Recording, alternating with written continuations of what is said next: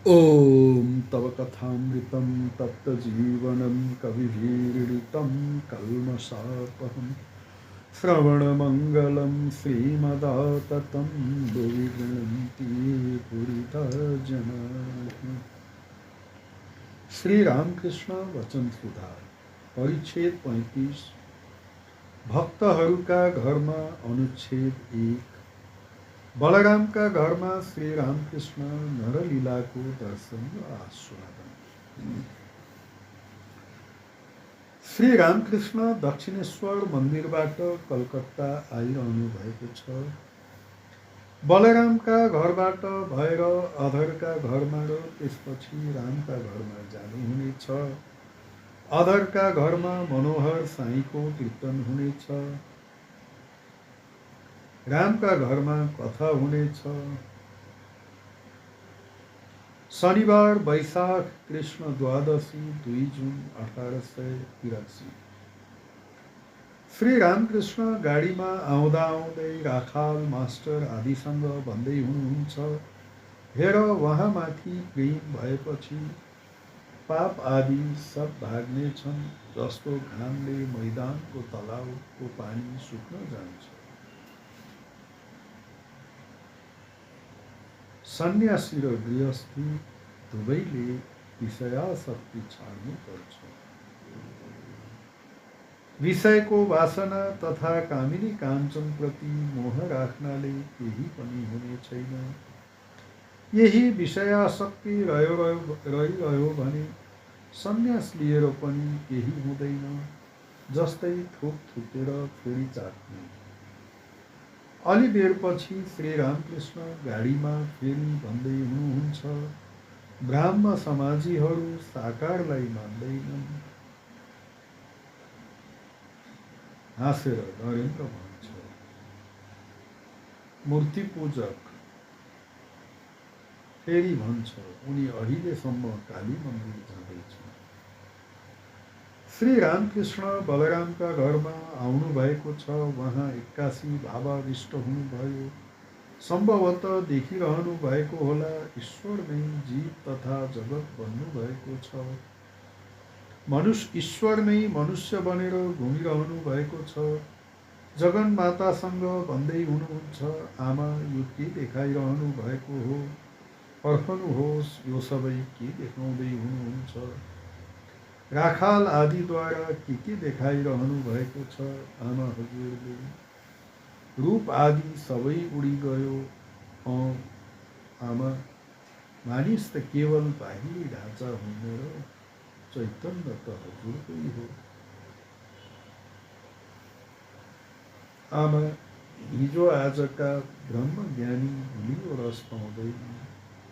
आँखा सुक्खा, मुख सुक्खा, प्रेम भक्ति नहुँदामा केही पनि भएन। आमा, हजुरसँग भने थिएँ एकजनालाई साथी बनाइदिनुहोस्। म जस्तै अर्को कसैलाई यसैले राखाललाई ल्याइदिनु भएको होला होइन।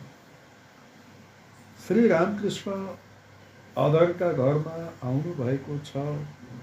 मनोहर साईको कीर्तनको तयारी भइरहेको छ। श्री रामकृष्णको दर्शन गर्नका लागि अधरको बैठक घरमा अनेक भक्त तथा छिमेकी आएका छन्।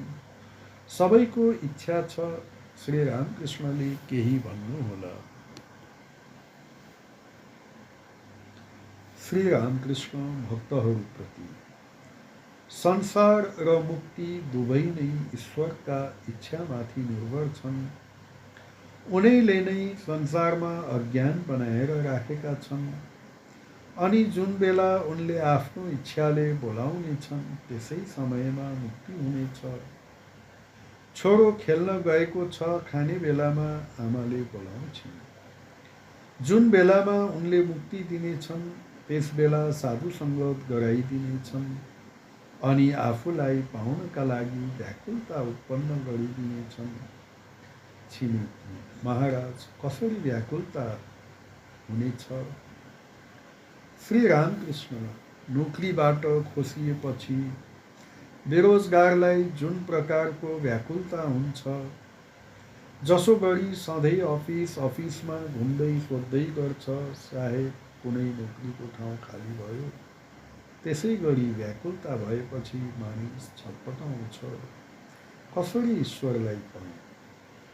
अनि पछि जुङ्गामा हात लगाउँदै उपरखुट्टी लगाएर घरमा बसी पान चपाउँदै गर्छ। कुनै चिन्ता छैन त यस्तो स्थितिमा ईश्वर प्राप्ति हुँदैन। छिमेकी साधु सङ्गत भएपछि के व्याकुलता हुन सक्छ? श्री रामकृष्ण हो हुन सक्छ, तर पाखण्डीहरूलाई हुँदैन। साधुको कमण्डलु अर्थात् साधुको लौकाले बनेको कमण्डलु चारै धाम घुमेर आए पनि जस्ताको तस्तै रहन्छ, तितोको तितै।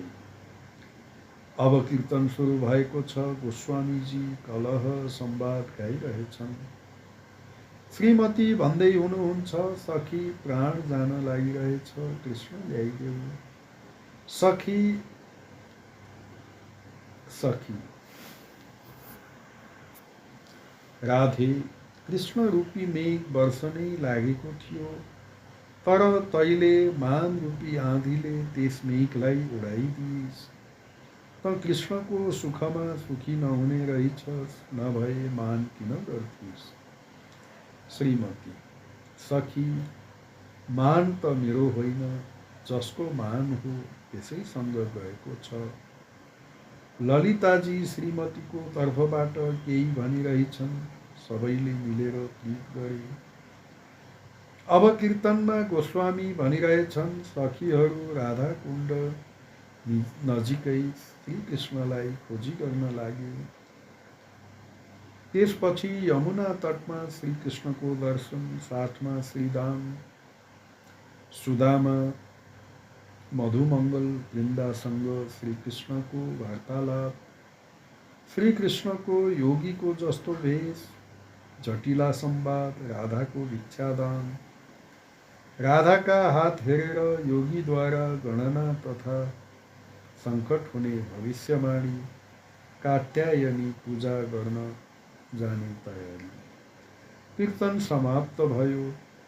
श्री रामकृष्ण भक्तहरूसँग वार्तालाप गर्दै हुनुहुन्छ।